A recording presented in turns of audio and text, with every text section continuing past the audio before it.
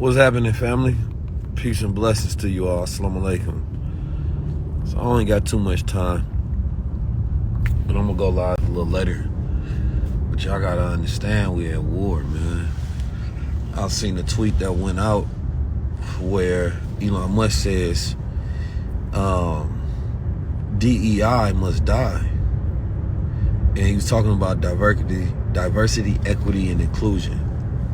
Now, I have my rights with the whole DEI because I don't think it really truly represents diversity.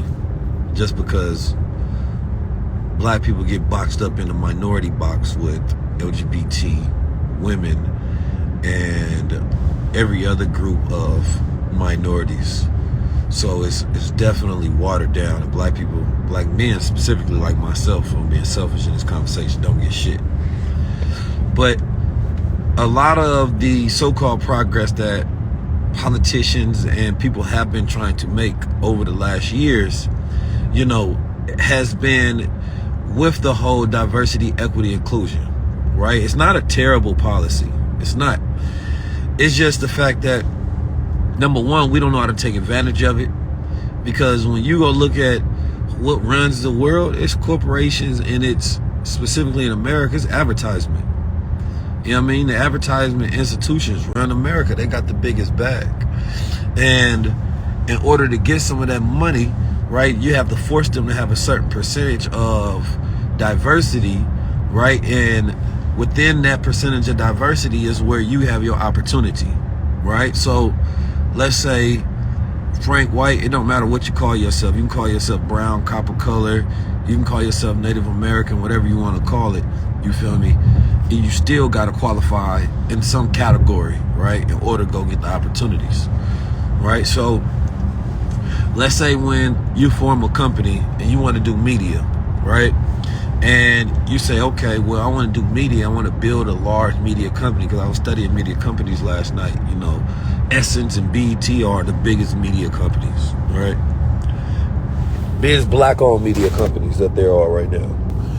And unfortunately, like I haven't, I've gotten, I did a little bit of work with BET, and that was just that 1 year because of a partnership with me and my brothers, EYL. You know what I'm saying? But BET is not black owned, but because they have a black audience, that they consider themselves to be a black media, right? Because black people watch it, and this is how they categorize, black things. It's about what black people support, right? So as long as they have a black audience, they consider black media. Doesn't matter if they black owned. That's the way it works with them.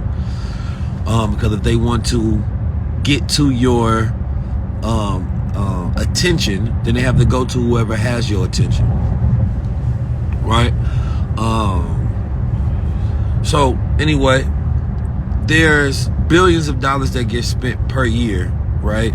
And every company got to put 7 to 10% of their media company, or they have to put 7 to 10% of their revenue budget into advertisement and media. So you're talking about hundreds of billions of dollars, right?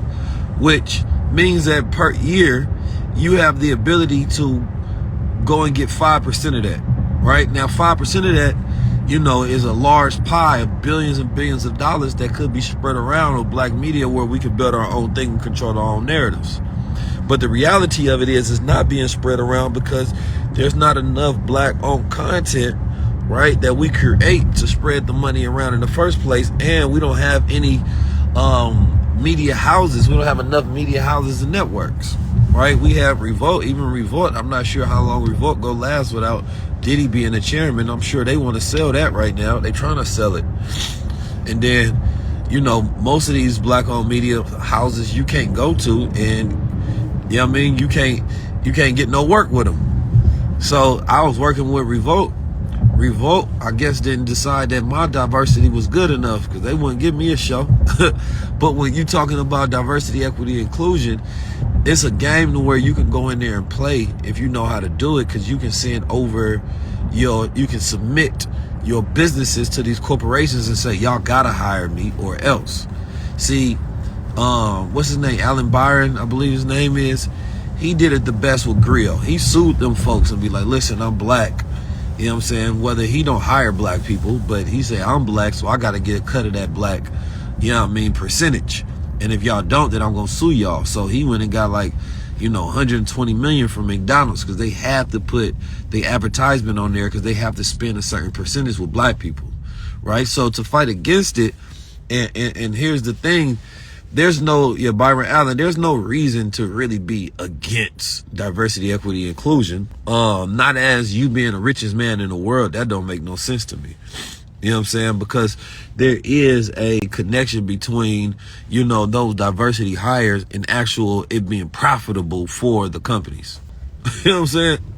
Now, they ain't got nothing against my content because shit, I just don't think that they wanted to pay me what I was worth. I think that was it. I think that's all. They wanted to see if they can copy it themselves and they couldn't. You know what I mean? Nobody can. Ain't none of them shows and none of that shit that they try to do get no views. They ain't touching it. Not even all the shows they try to get like mine combined ain't touching mine. Because ain't nobody want to watch that shit. It's what? It is what it is. I'm choosing war right now, so, excuse my tones. But it's important to just understand when you and I'm going to do a whole breakdown report because this goes back to Wilmington. You know what I'm saying? Wilmington, North Carolina, when they had to fear the black rule. What they really fear is that, and this is why you really don't want to be grouped in with other people, because his tiff could be with them forcing LGBT programming. And when you connect black people in LGBT groups, those conservative groups that may be against LGBT programming, and you have to force them to put out that programming under the guise of DIE, then it can be an issue. DEI rather is diversity, equity, inclusion.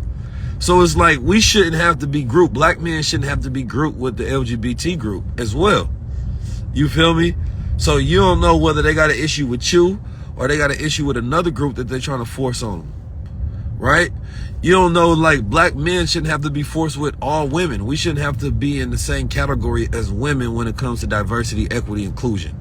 If black women, y'all want to be in that group, that's fine. But black men shouldn't. Historically, they have been, some of our worst oppressors. Black men have been lied, on by black women for hundreds of years. So to put us in the same group and category as if equality and equity has something to do with it, it's a problem. It's a problem. You got to understand that.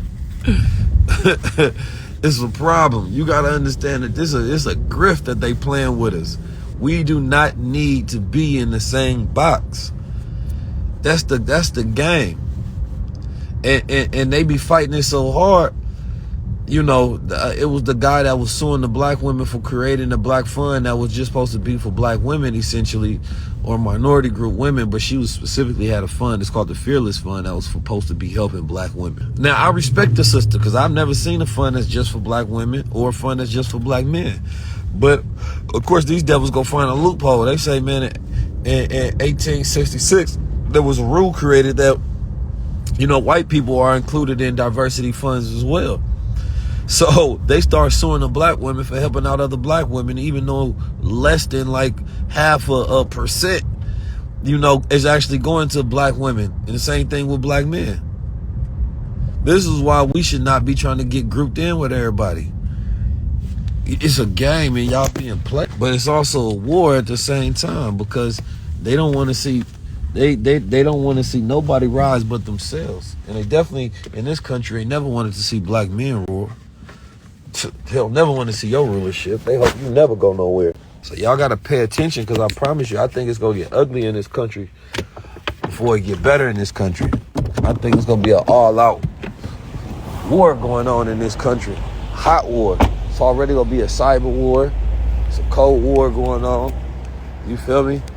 And it's only going to get uglier and uglier. So y'all better prepare yourselves for what's to come.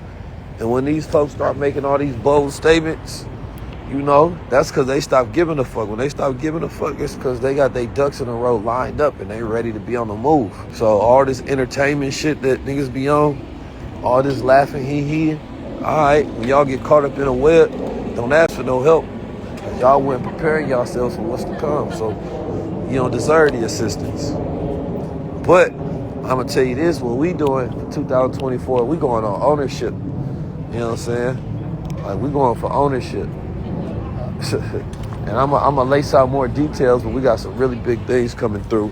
Inshallah, everything goes through accordingly to plan, and we'll get a piece of this pie though, regardless. There ain't gonna be nothing that they can do to stop us. And because that's the beauty about things people don't know. We be locked in. We be locked in on the back end though, man. I be talking to everybody. You'll be surprised who I tap in with, who tap in with me on the daily. You feel me? We gonna put this together.